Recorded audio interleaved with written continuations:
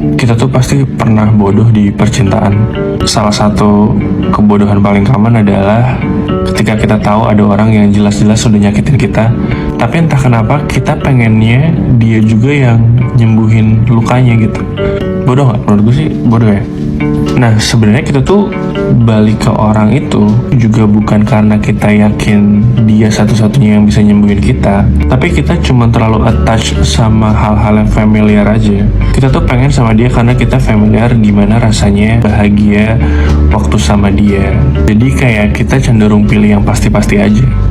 Padahal kita tahu tangan yang terbiasa nyakitin nggak akan ngerti caranya jadi tangan yang nyembuhin.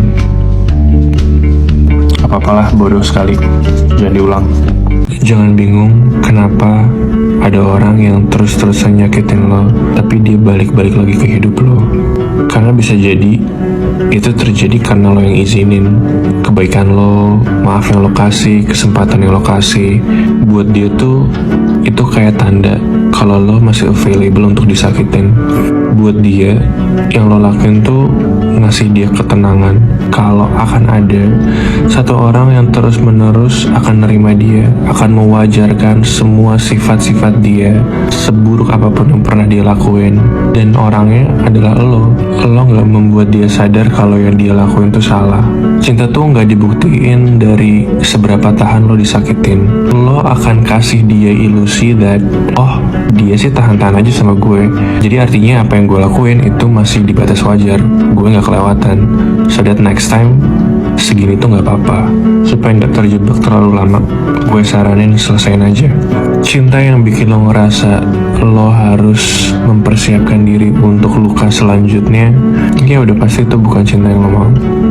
Sedih setelah kehilangan orang lain tuh wajar, tapi berlama-lama di kesedihan lo itu pilihan.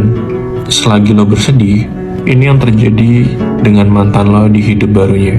Satu, dia lagi ngebangun rutinitas baru di mana nggak melibatkan lo di situ. Dua, dia punya bahagia-bahagia yang dia temuin dan lo bukan sumber kebahagiaannya. Hal berikutnya yang mesti lo tahu adalah dia saat ini lagi ngejalanin prioritasnya. Apapun itu, yang jelas bukan lo aja. Gue bilang ini bukan untuk membuat lo ngerasa kecil atau kalah, tapi gue bilang ini biar lo sadar bahwa fakta di mana mantan lo hari ini bahagia itu adalah wujud nyata di mana hidup masih bisa terus berlanjut setelah perpisahan. Dan gue mau lo tahu, bukan cuma hidupnya dia, tapi hidup lo juga berhak untuk lanjut.